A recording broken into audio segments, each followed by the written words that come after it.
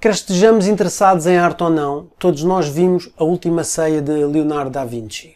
Mas hoje, no entanto, não queremos falar sobre códigos e símbolos secretos que dizem estar escondidos no mundialmente famoso mural. Em vez disso, queremos prosseguir com a questão do que realmente aconteceu com as pessoas retratadas nesse quadro. De acordo com a Bíblia, o curso posterior que Jesus Cristo tomou é bem conhecido. Mas o que aconteceu com os 12 apóstolos? Quem foram eles? E de que mortes inimaginavelmente cruéis eles morreram? Hoje vamos examinar mais de perto este tópico assustador com você. Então, fique por aqui até ao final para aprender o destino dos famosos seguidores de Jesus. O meu nome é Rui Ludovino e seja bem-vindo ao canal Curiosidades Ocultas.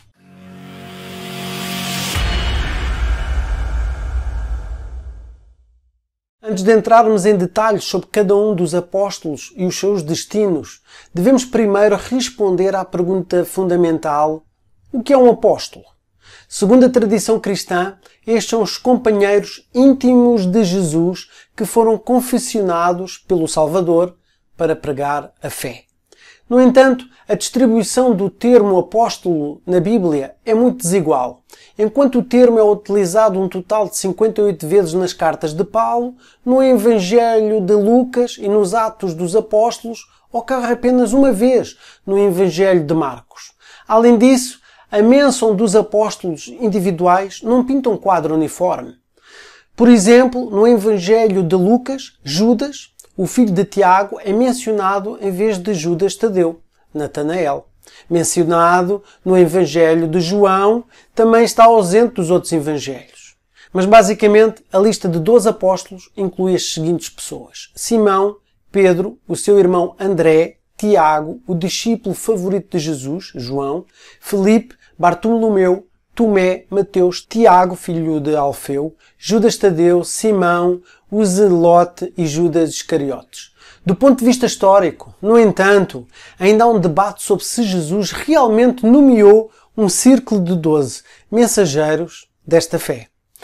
Além disso, não devemos cometer o erro neste ponto e igualar o conceito de apóstolo com a dos discípulos. No Novo Testamento, isto geralmente significa aquelas pessoas que seguiram Jesus durante a sua vida. Enquanto o número é estimado em milhares e que, ao contrário dos apóstolos, também incluía mulheres como Maria Madalena, Marta de Betânia e as irmãs de Lázaro, depois da ressurreição, diz que Jesus confessionou os seus discípulos a profetizar outras pessoas. Tiago e Pedro, infelizmente, as informações que os evangelhos nos dão sobre a carreira posterior dos apóstolos é extremamente esparsa. A respeito disto, nós só o encontramos no capítulo 12 de Atos dos Apóstolos, mais precisamente nos versículos 1 a 4. Ele diz que nesta época o rei Herodes colocou as mãos sobre alguns da congregação para maltratá-los. Ele matou Tiago, irmão de João, com uma espada e, vendo que isso agradava aos judeus, prendeu Pedro também.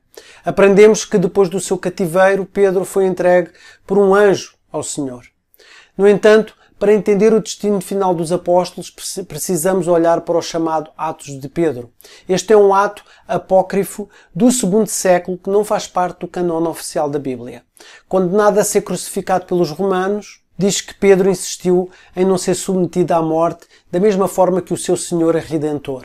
Então ele disse aos seus atormentadores: eu te imploro, vocês, carrascos, me crucifiquem de cabeça baixa e de nenhuma outra forma. Mateus. Na verdade, não sabemos com certeza como Mateus morreu. Enquanto a carta de Hipólito afirma que o discípulo adormeceu pacificamente na cidade de Partia, há registros posteriores que também atestam um martírio agonizante na Etiópia, Mesopotâmia ou Pérsia. No entanto, também há discordância sobre a causa exata da morte. A esse respeito, fala-se de ter sido queimado ou decapitado. Supostamente, os ossos de Mateus, que trabalhava como cobrador de impostos antes do seu trabalho religioso, foram a Salermo, via Pessim, no século XI. Embora o apóstolo Mateus tenha sido equiparado ao autor do Evangelho de Mateus a partir do século II, esta atribuição é considerada extremamente improvável hoje. André. e ele ordenou que fosse açoitado por 7 homens e depois crucificado, e ordenou aos algozes que as suas pernas não fossem furadas. E ele deveria ser enforcado dessa maneira, ele queria atormentá-lo ainda mais. Esta passagem que lemos nos Atos extracanónicos de Mateus, sobre a morte do apóstolo epónimo, mostra que este mensageiro da fé também morreu de uma cruel morte de mártir. Assim como o seu irmão Pedro, André diz que se recusou a morrer da mesma forma que Jesus Cristo. Como resultado, ele foi espancado numa cruz especial em forma de X. Então aconteceu que esta construção com 2 vigas que correm na diagonal não só ficou conhecida como a Cruz de São André, mas também foi considerado um sinal religioso de identificação no início do período cristão. Tiago, filho de Alfeu. Basicamente, Tiago, filho de Alfeu, é um dos apóstolos sobre quem sabemos menos. Consequentemente, o seu nome é mencionado apenas nas listas dos apóstolos do Novo Testamento. Diz que o seu túmulo está num relicário sob o altar-mor da Basílica dos Santos Apóstolos, em Roma. No entanto, uma investigação de 2021 mostrou que os ossos são de um europeu e, portanto, provavelmente não são de Tiago. Existem diferentes versões da sua morte, porque a carta de Hipólito afirma que o apóstolo foi apedrejado e enterrado em Jerusalém. Mas outras fontes relatam que ele morreu em uma cruz na Pérsia, de acordo com outras tradições. Tiago foi morto com um porrete e é por isso que ele foi frequentemente retratado com um no século XII em diante. João, sendo o mais jovem de todos os apóstolos, diz que João foi o discípulo que Jesus mais amou e também foi o único evangelista que não morreu uma morte violenta, e sim de uma morte natural. E isso apesar do facto de que muitas representações nos mostram João sentado em um caldeirão sendo encharcado com óleo fervente. O escritor cristão Tertuliano escreveu que o apóstolo sobreviveu ileso à tortura e foi então banido para a ilha de Patmos. Devido a isso, alguns historiadores acreditam que João morreu muito velho como bispo durante o reinado do imperador Trajano, que governou entre os anos 98 a.C. e 117. Filipe. As informações sobre a morte de Filipe não poderiam ser mais diferentes. Uma carta de Polic Witis afirma que ele faleceu pacificamente em Hierápolis, mas nos atos míticos de Filipe, do século IV, no entanto, é relatado que ele foi prisioneiro junto com a sua irmã Maria Ana e Bartolomeu e foi brutalmente torturado. Antes de Filipe ser pendurado de cabeça para baixo, os seus tornozelos e coxas foram perfurados. Mas embora Bartolomeu, que foi enforcado nu pelos cabelos, os 2 apóstolos teriam sorrido um para o outro, relaxados, como se não sentissem dor. Bartolomeu.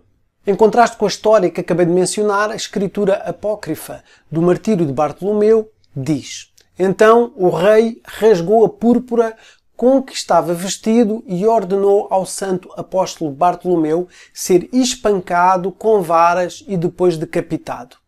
Na carta de Hipólito, aprendemos novamente que o mensageiro da fé foi pregado de cabeça para baixo, na cruz, em uma cidade da Arménia, Alanum, e foi enterrado lá, mas outras fontes mencionam que Bartolomeu foi esfolado, morto ou jogado no mar dentro de um saco.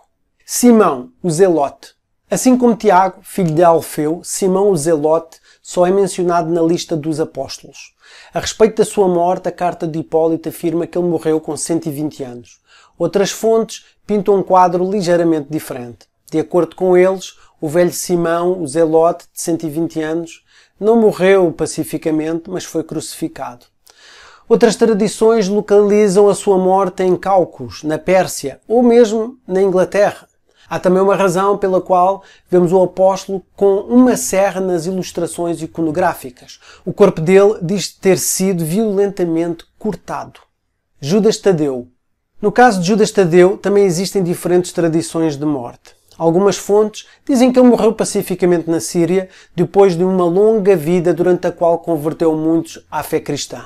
Outros registros testemunham que Tadeu morreu uma morte de mártir pela espada, ou por apedrejamento, ou mesmo por uma bengala. Tomé. Nos Atos Apócrifos de Tomé, lemos sobre a morte de Tomé. E quando ele orou, ele disse aos soldados: venham e cumpram as ordens daquele que vos enviou. E os quatro vieram e o perfuraram com as suas lanças, e ele caiu e morreu. Esta versão aparece com aquela apresentada na Epístola dos Apologistas. Foi aqui que Tomé foi morto, na Índia, com uma lança de pinheiro. Judas Iscariotes. No Novo Testamento, Judas Iscariotes é o apóstolo que traiu Jesus aos romanos e preparou o caminho para a crucificação do Salvador. O Evangelho de Mateus é o único que descreve Judas como um pecador arrependido depois que Jesus foi condenado. Mas, de acordo, ele devolveu as 30 moedas de prata que tinha recebido pela sua traição e depois se enforcou. A situação é um pouco mais drástica no primeiro capítulo dos Atos dos Apóstolos. Judas comprou um grande campo com o seu salário, mas sofreu um acidente em que o seu corpo se partiu e as suas entranhas se derramaram. Os restos mortais de Judas Iscariotes ainda estão lá, hoje, naquele campo de sangue. E agora, o sudário de Turim.